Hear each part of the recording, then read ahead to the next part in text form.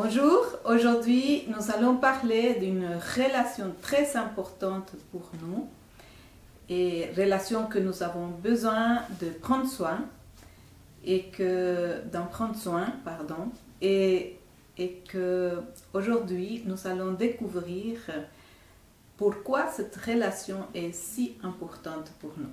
Soyez bienvenus.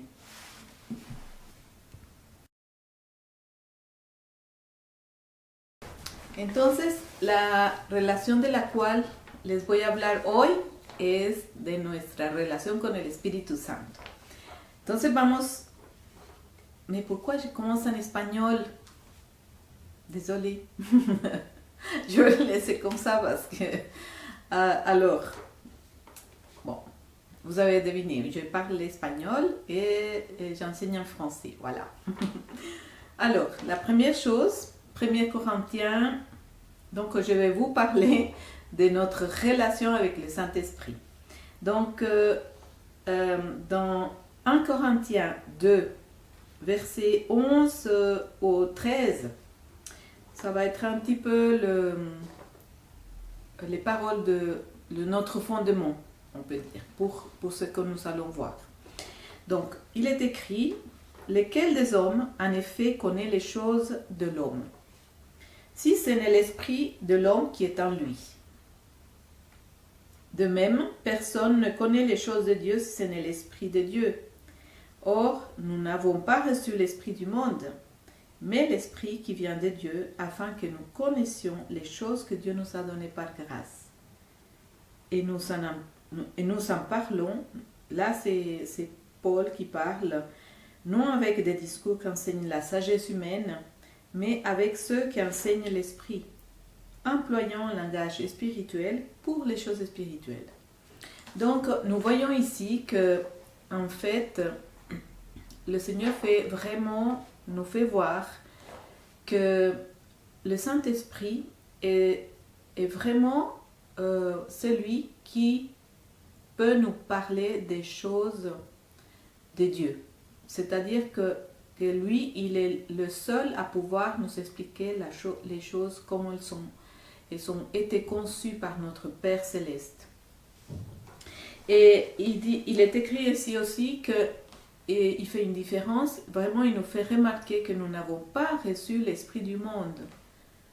Parce que l'esprit du monde, il est totalement contraire à l'esprit de Dieu. C'est un esprit de mensonge, l'esprit du monde. C'est un esprit de tromperie. C'est un esprit qui n'amène pas la vie, il nous entraîne dans la mort plutôt. Donc, nous n'avons pas reçu l'esprit du monde, nous avons reçu l'esprit de Dieu. Et il nous dit aussi que un des objectifs pour qu'il nous ait donné le Saint-Esprit, c'est afin que nous puissions connaître, c'est-à-dire que dans notre relation avec le Saint-Esprit, il puisse nous parler des choses que nous avons reçues par grâce. Pardon, qu'il nous a donné des choses que Dieu nous a données par grâce. Et ensuite, nous les recevons aussi par grâce. Donc, est-ce que vous êtes déjà posé la question? Je ne sais pas si vous avez une relation avec le Saint-Esprit. Et en tout cas, je sais, par expérience propre, en 20 ans de ma vie, quand j'étais religieuse, je n'avais pas de relation avec le Saint-Esprit. J'avais plutôt une relation religieuse, c'est-à-dire que j'allais lire la parole, j'allais à l'église tous les dimanches si possible, c'était tout comme dans une façon d'obligation, premièrement. Et la deuxième chose qui était très différente de comment c'est aujourd'hui, c'est que mon approche avec la parole n'était pas dans l'esprit. C'était l'homme naturel, c'est cet être humain qui s'approchait de l'esprit. Alors bien sûr, la parole elle dit que l'homme naturel ne comprend pas les choses de l'esprit. Et effectivement, en 20 ans de ma vie, je lisais la parole, j'ai jeûné, je priais, j'allais à l'église et je ne comprenais pas ou très peu de choses, n'est-ce pas? Alors, il est important pour nous, c'est pour ça que si vous avez vu les vidéos précédentes où nous parlons de notre identité en Christ, c'est cette identité revêtue de Christ que je dois regarder, que je regarde à la parole, que je lis la parole, que je parle avec le Saint-Esprit. C'est revêtu de Christ, dans mon identité en Christ. C'est pas dans mon identité que le monde m'a donnée. C'est pas cette identité de cette Claudia qui est née, alors je vais vous le dire, en Colombie, née d'un père et une mère. Non, c'est pas cette identité-là, c'est mon identité en Christ. C'est cette fille qui a été engendrée par l'Esprit de Dieu, par la parole de Dieu. Donc, c'est comme ça que nous lisons la parole aussi. Donc, nous avons le Saint-Esprit et nous est donné pour que nous puissions connaître les choses que notre Père nous a données. Et je vous fais faire attention à ceci, c'est que il est écrit « nous a donné ». C'est pas « nous va nous donner ». Ce n'est pas dans un présent ni dans un futur. Ce sont des choses qu'il nous a déjà données. C'est-à-dire, nous allons prendre connaissance des choses qu'il nous a déjà données. Et le Saint-Esprit est là pour cela. Donc, aujourd'hui, nous allons apprendre à prendre soin de cette relation avec le Saint-Esprit qui est tellement important. Parce que réellement, le Saint-Esprit, dans Jean 16, Jésus a dit ceci. Quand le consolateur, donc premièrement, il l'a appelé consolateur, et je crois que chacun de nous a besoin d'avoir un consolateur. Il y a tellement de choses dans le monde qui peuvent nous heurter, tellement de choses qui peuvent nous amener de la tristesse, mais le Saint-Esprit est là pour nous consoler. Et c'est merveilleux parce qu'il le fait. Il le fait. Alors il appelle le consolateur. Donc le consolateur, il est venu et Jésus l'a appelé à ce moment-là l'esprit de vérité. Pourquoi? Parce que le Saint-Esprit nous amène à la vérité. Et il dit, il vous conduira, donc Jésus a dit cela, il vous conduira dans toute la vérité, car il ne parlera pas de lui-même, mais il va vous parler de tout ce qu'il aura entendu. Et il va vous l'annoncer. Il va vous annoncer les choses à venir. Voilà, de nouveau, nous voyons que Jésus dit qu'il va nous annoncer les choses à venir. Ça, c'est merveilleux parce que cela veut dire que nous ne sommes pas censés être dans l'inconnu, je veux dire, sans savoir qu'est-ce qui se passe. Et ici, le Père veut qu'on sache que le Saint-Esprit est là, non seulement pour nous consoler, non seulement pour nous parler des choses que lui nous a données à chacun de nous, mais aussi pour nous parler des choses à venir. Ça veut dire que si il peut nous parler des choses à venir, ça veut dire aussi que nous pouvons nous préparer pour ces choses à venir. Donc, par contre, je ne sais pas si vous avez déjà lu Matthieu 7,7, il dit « Frappez et on vous ouvrira. Demandez et on vous donnera. » Donc, c'est à nous de chercher à connaître les choses à venir. C'est à nous de poser des questions au Saint-Esprit. C'est à nous de chercher d'avoir de l'intérêt et dans cette relation avec lui, parce que moi je sais que j'avais reçu le Saint-Esprit depuis le début, mais pour moi c'était quelqu'un d'inconnu. En 20 ans de ma vie, euh, non seulement il était là avec moi, mais c'est, comment dire, c'était quelqu'un que je ne connaissais pas du tout. Donc aujourd'hui, c'est important pour chacun de nous de veiller dans cette relation avec le Saint-Esprit, de vraiment préserver cette relation avec lui. La deuxième chose, la troisième chose, c'est qu'il dit, il prendra, Jésus dit au verset 14, qu'il va le glorifier et qu'il prendra de ce qui est à lui et va nous l'annoncer. Donc, il va nous annoncer des choses que Jésus connaît. Il va nous annoncer des choses que nous ne connaissons pas. Il y a un endroit dans la parole, je ne me souviens pas exactement où le Seigneur, Paul dit que notre Père va nous parler des choses que l'œil n'a pas vues ni l'oreille entendues.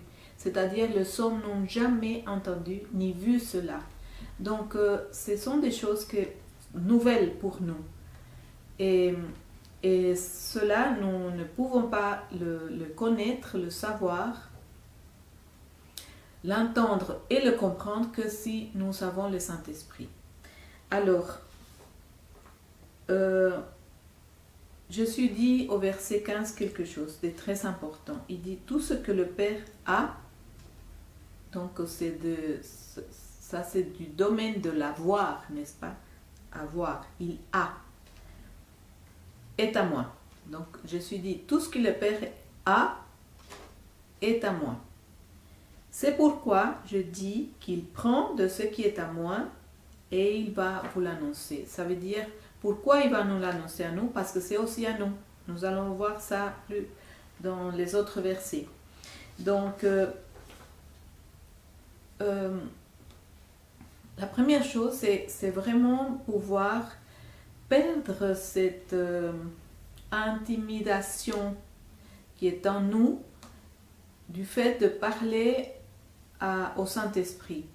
Parce que c'est clair, pour notre humanité, c'est quelque chose qui nous coûte un peu, étant donné que nous ne le voyons pas, le Saint-Esprit. Nous pouvons que le connaître par la foi, en ayant la foi.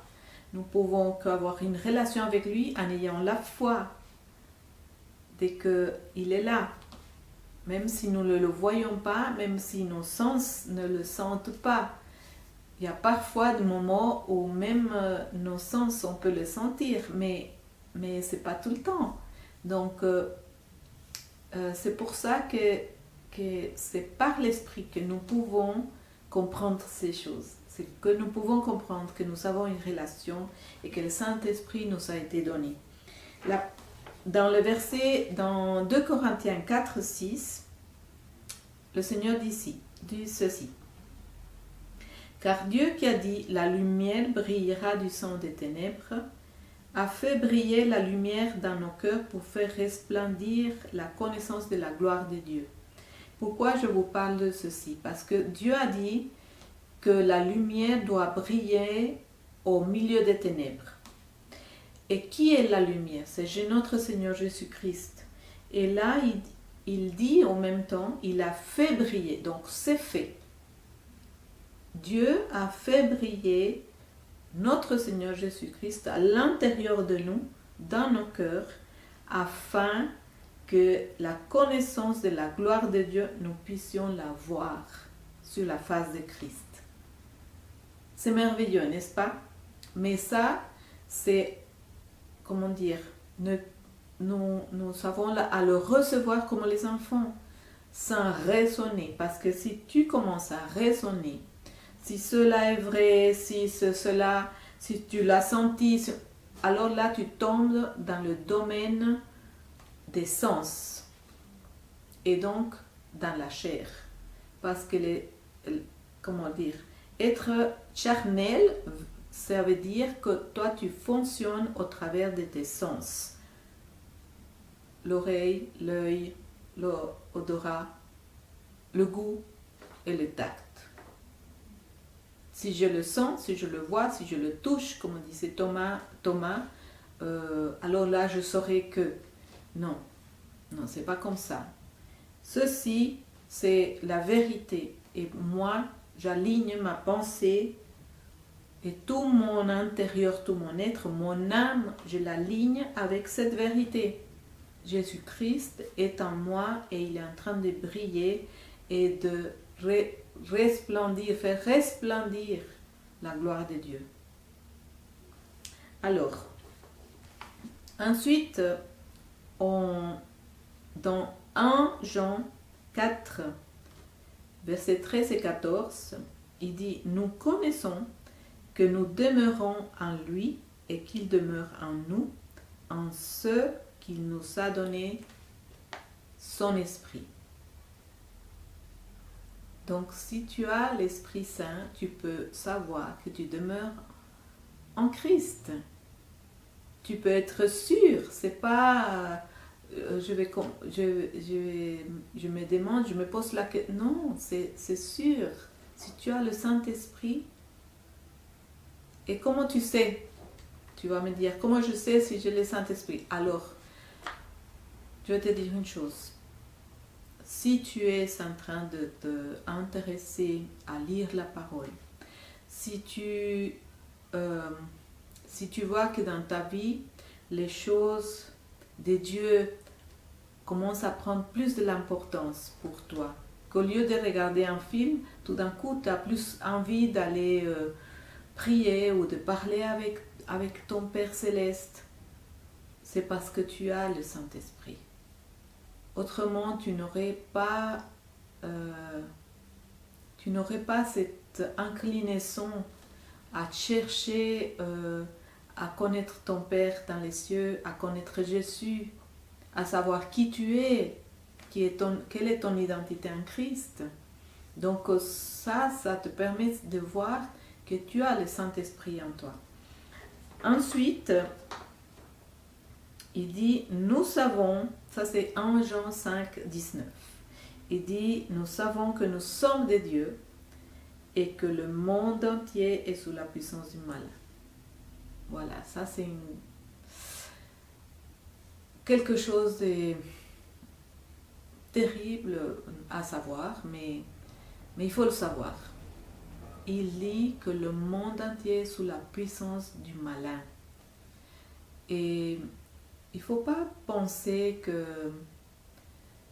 mais il y a des bonnes choses, mais dans le monde il y a ceci, il y a cela, ça c'est bon et tout ça. Non, notre Père, c'est pour ça que je vous dis, il ne faut pas commencer à raisonner la parole de Dieu. La parole de Dieu ne nous demande pas notre opinion. Notre opinion, personne n'a besoin de notre opinion sur la parole. La parole de Dieu, elle demande que nous l'acceptions telle qu'elle. Et c'est à nous de nous aligner à la parole de Dieu. C'est pas la parole de Dieu à s'aligner avec ma pensée, avec mon opinion. Non, c'est pas comme ça. Alors il dit, le monde entier est sous la puissance du malin. C'est ainsi, voilà. Point, c'est tout. Mon Père a dit que le monde entier est sous la puissance du malin. Mais il dit aussi qu'avec le Saint-Esprit, nous savons que nous sommes des dieux, que nous lui appartenons, que nous sommes ses enfants. Romains 8 nous dit ceci, verset 15. Et vous n'avez point reçu un esprit de servitude pour être encore dans la peur ou dans la crainte, mais vous avez reçu un esprit d'adoption par lequel nous crions Abba Père. L'Esprit lui-même rend témoignage à notre esprit que nous sommes enfants de Dieu. Voyez, l'Esprit lui-même témoigne à notre esprit que nous sommes enfants de Dieu. Et il dit aussi que cet esprit que le Père, c'est-à-dire le Consolateur, que le Père nous a donné, que Jésus nous a donné.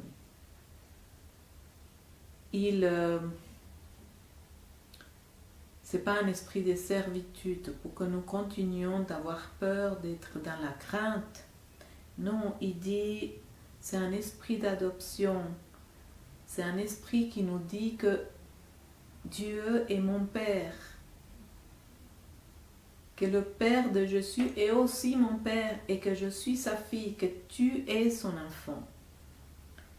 Si nous sommes enfants, nous sommes, alors verset 17, il y a quelque chose de merveilleux qui est écrit là, c'est qui dit, si nous sommes enfants, nous sommes aussi héritiers. Héritiers de Dieu et co-héritiers de Christ. Si toutefois nous souffrons avec lui, afin d'être glorifiés avec lui. Alors, première chose, c'est que si nous sommes enfants de Dieu, et nous sommes enfants de Dieu, alors il dit, nous sommes aussi héritiers. Et qui dit héritier, ça veut dire héritage. Et ça, c'est quelque chose que le Saint-Esprit va nous parler. Il va nous annoncer cet héritage. Quel est cet héritage que nous savons que le Père nous a donné? Et nous sommes co-héritiers avec Christ. Et le monde entier lui appartient, la terre lui appartient, les cieux sont à lui.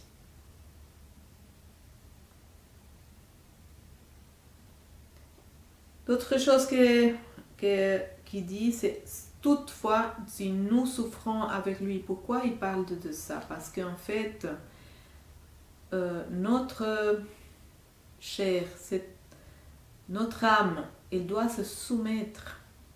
Et notre âme était habituée, avant Christ, nous étions habitués à faire notre propre volonté. Donc il y a une souffrance à nous de soumettre notre volonté à celle de notre Père. C'est une souffrance de dire non à chaque fois que mon Père me dit non, non, toi tu vas pas faire ça parce que tu n'es pas du monde. Toi tu fais pas ces choses-là. C'est une souffrance pour nous. Et nous avons besoin de dominer. C'est pour ça que le Saint-Esprit est là parce qu'avec son pouvoir, nous pouvons dominer cette chair qui ne veut pas faire la volonté de notre Père. Et puis, elle doit se soumettre. Notre âme va s'aligner. Alors, il dit que cela va nous permettre d'être glorifiés aussi avec lui. Et dans 1 Corinthiens 3, verset 21, il dit que personne donc ne mette sa gloire dans les hommes, car tout est à nous. Tout est à nous. Voyez l'héritage. Ça fait... Bon, je vais lire d'abord ce qui est écrit là. Non? Il dit que personne donc ne mette sa gloire dans des hommes, car tout est à vous, soit Paul, soit Apollos, soit Céphas, soit le monde, soit la vie, soit la mort, soit les choses présentes. Remarquez bien, il dit soit le monde, soit la vie, soit la mort. Même la mort est à nous. Soit les choses présentes, soit les choses à venir. Tout est à vous, c'est-à-dire tout est à nous. Et nous sommes en Christ. Vous vous souvenez l'importance d'être en Christ et pas en dehors de lui? Et Christ est à qui? À Dieu. Christ est à Dieu. Nous sommes à Christ et Christ est à Dieu. Donc, tout ce que je viens de vous dire, ça nous amène à renouveler notre pensée. Pourquoi? Parce que c'est très différent de penser que je me suis acheté un canapé, pour dire. Je me suis un canapé. Cet canapé, il m'appartient parce que je l'ai acheté, n'est-ce pas? C'est très différent à dire maintenant que tout ce que je vois m'appartient. Waouh! C'est un changement de mentalité, c'est un changement de pensée. Ça veut dire que la terre nous appartient et que nous avons besoin de prendre soin, n'est-ce pas? Parce que si ce canapé est à moi, j'en prends soin. Si je ne prends pas soin de ce canapé, bah c'est clair qu'il va finir par s'abîmer, il va finir par aller à la déchetterie. Alors, il est en train de nous dire, tout est à vous. Et marchez comme des enfants qui savent que tout leur appartient. Ça veut dire marcher en prenant soin de toutes les choses que vous voyez. Prenez soin de tout ce que vous voyez. C'est pas ça, c'est pas à moi, alors je m'en fous. Je ne m'occupe pas de ça. Non, il dit tout est à vous. Tout est à vous. C'est un changement de pensée, un changement de comportement, parce qu'une fois qu'on commence à marcher en sachant que tout nous appartient, alors nous commençons à changer de comportement aussi. Vous voyez? Et c'est le Saint-Esprit qui va nous témoigner de plus en plus de ces choses-là. Mais notre relation avec le Saint-Esprit, c'est comme une relation avec une personne. Nous parlons avec lui, nous lui posons des questions, nous pouvons lui demander des choses, lui partager des choses, lui partager des compréhensions que nous avons et demander si cette compréhension elle est juste. Parce que lui, c'est lui qui va nous enseigner, nous instruire et nous amener à la vérité.